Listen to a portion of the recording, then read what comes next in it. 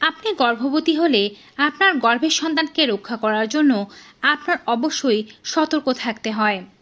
অনেক বিষয়ে আপনি সতর্ক থাকলেও এমন 9টি বিষয় আছে যে 9টি বিষয়ে আপনাকে খুব বেশি সতর্ক হতে হবে, নতুবা যে কোনো সময় আপনার অনাগত সন্তান কিংবা আপনার কোনো বিপদ হতে পারে। যদিও বিষয়গুলো খুবই সাধারণ, তারপরও আমরা জানি না বলেই এমন ভুল করে থাকি। গর্ভবতী নারীরা এই 9টি সতর্কতা সম্পর্কে খুব ভালোভাবে জেনে নিন।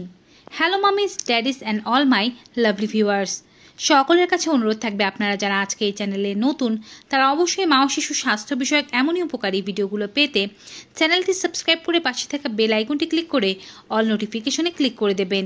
এতে করে আমরা ভিডিও আপলোড করার সাথে নোটিফিকেশন আপনাদের কাছেই পৌঁছে যাবে। আপনারা আমাদের Facebook page health Bangla beauty follow করুন। চলুন মূল ভিডিওতে যাওয়া যাক।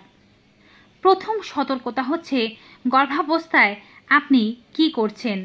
স্বাভাবিক শারীরিক অবস্থায় যে ওষুধগুলো গ্রহণ করছিলেন, প্রেগন্যান্সি পিরিয়ডে কিন্তু সেই ওষুধগুলো গর্ভস্থ শিশুর জন্য হুমকির কারণ হয়ে যেতে পারে। এজন্য প্রায় প্রত্যেকটি ড্রাগ অথবা ঔষধ সেবন করার পূর্বে তার ক্যাটাগরি জেনে নিতে হবে। আপনি যদি নিজে থেকে না বুঝেন তবে অবশ্যই ডক্টরের পরামর্শ ছাড়া ব্যথা কিংবা গ্যাসের জন্য কোনো প্রকারের ওষুধ আপনি সেবন করতে পারবেন না। আগে হয়তো হালকা ব্যথা হলেই নাপা, ওমিপ্রাজল কিংবা ডম্পেরিডনের মতো গ্যাসের ওষুধগুলো সেবন করছিলেন। এখন এগুলো সন্তানের জন্য ক্ষতির কারণ হয়ে যেতে পারে। যে কোনো ধরনের ওষুধ সেবনের পূর্বে আগে হয় আপনি ডক্টরের পরামর্শ নেবেন, নতুবা ওষুধের গায়ে তার ক্যাটাগরি অনুযায়ী সেটি গর্ভবতীদের জন্য নিরাপদ কিনা তা ভালোভাবে সার্চ করে জেনে নেবেন, তবেই এটিকে সেবন করবেন। এই হচ্ছে গর্ভাবস্থার প্রথম সতর্কতা। আপনি যত মাস কিংবা যত সপ্তাহেরই গর্ভবতী হন না কেন, কোনো সময় নিজে জেনে বুঝে কোনো প্রকারের ওষুধ সেবন করবেন না, অবশ্যই ডক্টরের পরামর্শ নেবেন। দ্বিতীয় ভুল কাজটি যেটি অধিকাংশ গর্ভবতী মহিলারা করে থাকেন তা হচ্ছে ফলিক অ্যাসিড গ্রহণ করেন না। এই বিষয়ে সতর্ক হন। প্রেগন্যান্সি পিরিয়ডের প্রথম থেকেই ফলিক অ্যাসিড সমৃদ্ধ খাবার গ্রহণ করা, পাশাপাশি ফলিক অ্যাসিডের সাপ্লিমেন্টারি গ্রহণ করা জরুরি। এটি গর্ভের বাচ্চার ব্রেনের বিকাশ এবং স্পাইনাল কর্ডের ডিফেক্ট হতে রক্ষা করে। সাধারণত যারা পরিকল্পিত গর্ভধারণ করে থাকেন তারা আগে থেকে যদি ফলিক অ্যাসিডের সাপ্লিমেন্টারি গ্রহণ করতে পারেন তাহলে ভালো হয়। আর যদি আপনার অপরিকল্পিত গর্ভধারণ হয়ে থাকে তবে অবশ্যই গর্ভধারণ করার পরপরই ডক্টরের পরামর্শ নিয়ে ফলিক অ্যাসিডের সাপ্লিমেন্টারি গ্রহণ করা শুরু করবেন এবং বেছে বেছে ফলিক অ্যাসিড সমৃদ্ধ খাবারগুলো খাওয়া শুরু করবেন, যা আপনার শিশুর ব্রেনের জন্য খুবই ভালো। তৃতীয় সতর্কতা হচ্ছে প্রথম 28 সপ্তাহ পর্যন্ত প্রত্যেক মাসে কমপক্ষে একবার ডক্টরের কাছে যাবেন এবং 29 সপ্তাহ থেকে 36 সপ্তাহ পর্যন্ত প্রত্যেক মাসে অন্ততপক্ষে 2বার ডক্টরের কাছে যাবেন। 36 সপ্তাহের পর থেকে 40 সপ্তাহ পর্যন্ত প্রত্যেক সপ্তাহে একবার ডক্টরের কাছে যাওয়া উচিত, বা যে কোনো শারীরিক সমস্যা অনুভব করলে সঙ্গে সঙ্গেই ডক্টরের সাথে ভিজিট করা উচিত। এ সময় অনেকেই ডক্টরের কাছে যেতে চান না, মনে করেন ডক্টরের কাছে যাওয়া মানে সিজার ডেলিভারি। কিন্তু আপনারা এটি বোঝেন না, ডক্টরের কাছে না গেলে বাচ্চা কেমন আছে তা কোনোভাবেই জানা সম্ভব নয়। গর্ভবতী মায়ের হিমোগ্লোবিন ঠিক আছে কিনা, ডায়াবেটিস ঠিক আছে কিনা, তিনি হাইপার টেনশনের রোগী কিনা, ব্লাড প্রেশার নিয়মিত ঠিকঠাকভাবে চলছে কিনা তা জানতে নিয়মিত এই নিয়মের ডক্টরের কাছে যাওয়ার চেষ্টা করবেন। যদি আপনার বাচ্চা সুস্থ ও স্বাভাবিক অবস্থায় থাকে তবে অবশ্যই নর্মাল ডেলিভারি সম্ভব। বাচ্চার সমস্যা থাকলে সেক্ষেত্রে ডক্টরেরা সিজারের কথা বলে থাকেন। চতুর্থ সতর্কতা হচ্ছে অনেকেই অনেক সময় অনেক ধরনের রোগে আক্রান্ত হয়ে থাকেন, যার কারণে হয়তো দীর্ঘমেয়াদী তাদেরকে কোনো ওষুধ সেবন করতে হচ্ছে।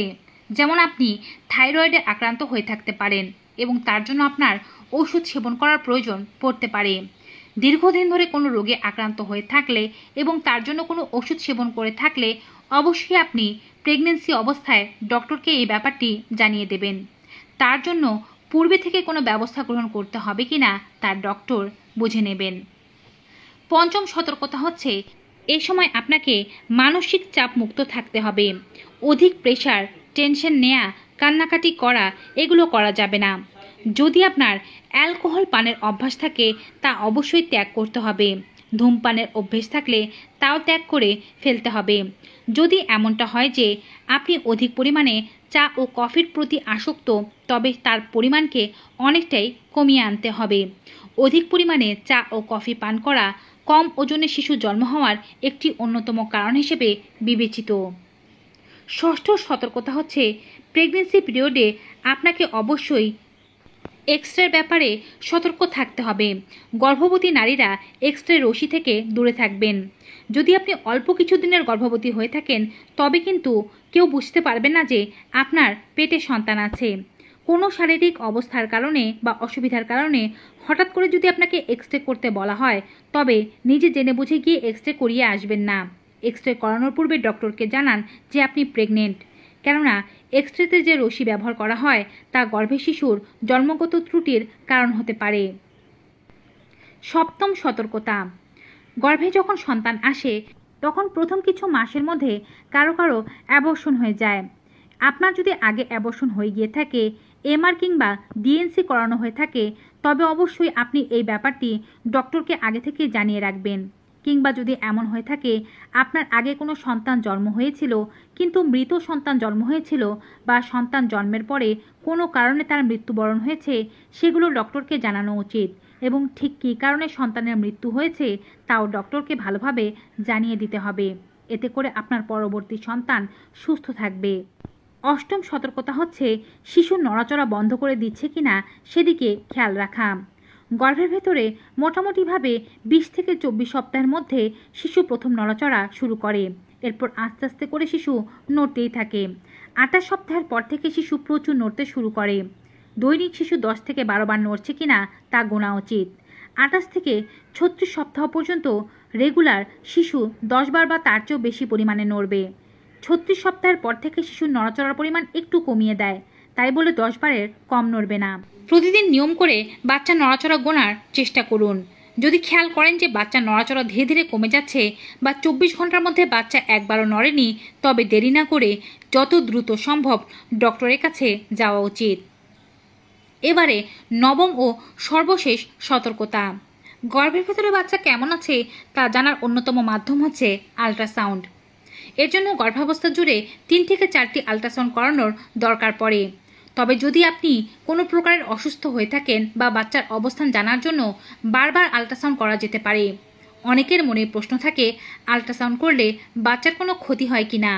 না, গর্ভাবস্থায় আল্ট্রাসাউন্ড করলে এতে বাচ্চার কোনো প্রকারের কোনো ক্ষতি হয় না। তবে গুরুত্বপূর্ণ একটি আল্ট্রাসাউন্ড রয়েছে যা করতে হয় 18 থেকে 22 সপ্তাহের মধ্যে। এই আল্ট্রাসাউন্ডকে বলা হয়ে থাকে অ্যানোমালি স্ক্যান। এই স্ক্যানে বেশিরভাগ সময়ে শিশুর জন্মগত কোনো ত্রুটি আছে কিনা, শিশুর শারীরিকভাবে কোনো ডিফেক্ট আছে কিনা, এছাড়াও আগে থেকে কোনো ব্যবস্থা গ্রহণ করা যাবে কিনা তা ভালোভাবেই জানা যায়। এই অ্যানোমালি স্ক্যানটি অবশ্যই 18 থেকে 22 সপ্তাহের মধ্যে করে নেওয়ার চেষ্টা করবেন। এই 9টি সতর্কতা পুরো গর্ভাবস্থা জুড়ে মেনে চলার চেষ্টা করুন। সঠিক খাদ্য খান, জল পান করুন, নিয়মিত হাঁটাহাঁটি করুন, ডক্টরের চেকআপে থাকুন, একটি সুস্থ সন্তান পেতে পারবেন। ভিউয়ার্স, ভিডিওটি ভালো লেগে থাকলে সকলের সাথে বেশি বেশি করে শেয়ার করে দেবেন। বিদায় নিচ্ছি। সবাই ভালো থাকুন, সুস্থ থাকুন। Goodbye and take care.